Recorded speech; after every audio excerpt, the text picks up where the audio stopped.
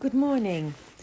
I seem to be on a bit of a roll this week because this morning I heard two scriptures and they've really spoken to me. I also think that they're very, very important for the times that we're living in. And also the fact that we've just had Valentine's Day. You see, Jesus is inviting us to know him as our Valentine. He wants to be our first love, and it's not for the reasons that we may think, in the sense that, tough times are coming on the earth. Things are going to get darker. We just need to look in the news and with what's going on around us. But despite all that, Jesus is inviting us to keep our eyes focused on him, to know him as he truly is, so that we will be able to overcome any storm that may come against us. Anyway, so first of all, I just want to remind you of the scripture that I gave a few podcasts ago, I think, and it was from Psalm 9, verse 10. And it says that those who know you trust in your name, and you have never forsaken those who seek your face. Now, the other two passages I want to refer to this morning are from Mark 4, verses 35 to 41, and Matthew 14, 22 to 43. And may I urge you to take a look at both of them because they are really important. The passages are about differing responses to storms, and both of the passages are referring to the disciples' reactions as they find themselves in the boat on the Sea of Galilee, and the wind begins to whip up the waves, and their boat is in what seems to be a very precarious position. In the first passage from Mark, Jesus is sleeping in the boat and the storm is raging around them. And they wake Jesus up because they're absolutely terrified. And they say to him, "Teacher, do you not care that we are perishing?" Now, this sentence in itself shows a distinct lack of faith in who Jesus really is. So what Jesus did, he just said to them, "Why are you afraid? Have you still no faith?" And he calmed the storm. And they were filled with great awe, and they said to one another, "Who then is this, that even the wind and the sea obey him?" But the fact that they said, "Who is this?" means that despite the fact that they had been with him for quite some time, they still did not really know who he was.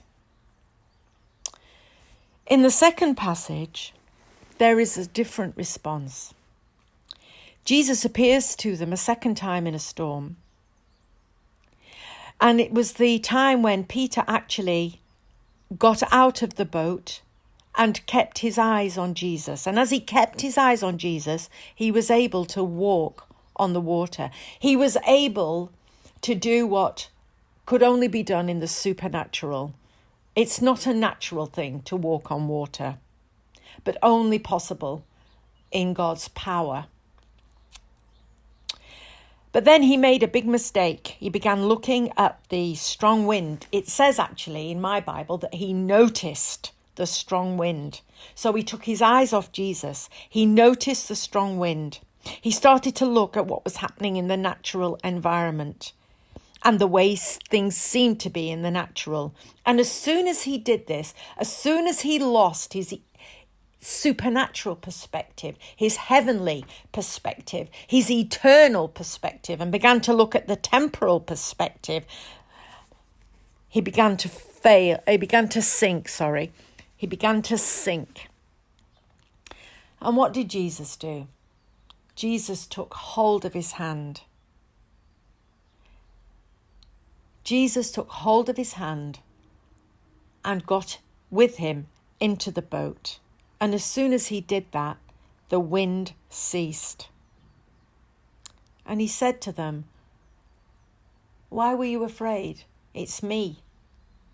As if to say, don't you understand who I am?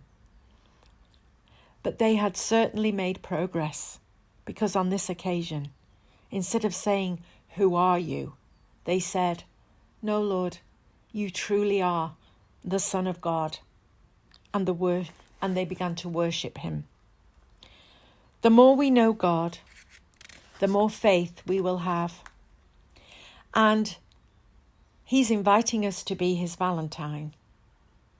Believe you me, for our own good. For our own ability to then withstand the storms that will come against us. So that we can have peace and we can still rejoice no matter what. So, as I've said before in my podcast, it's a time to build. It is a time when he is saying, seek my face and my heart, not only my hand, which signifies obviously what he does for us. When we seek his face and his heart, we learn and come to know his dependable nature, his loveliness, that he truly is the fairest of the fair. We know his compassion for us. Look how he got in the boat. Look how he took Peter's hand. He didn't let Peter sink. He wants us to know his love and absolute faithfulness to us, his children, and also his total commitment. And when we know him like this, we will not become as easily unhinged by the adverse storms of life. We will then love him. And when we truly love him, then we will obey him. We will also live for him, be prepared to suffer for him, and if necessary, even die for him. Because we will know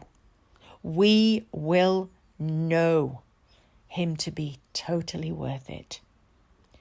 And my prayer for all of us today is that may God grant us the grace in these days to pursue Jesus like never before and make him alone the first love in our lives. Bless you today, and I don't know when I'll speak with you next, but until then, bye for now. Linda.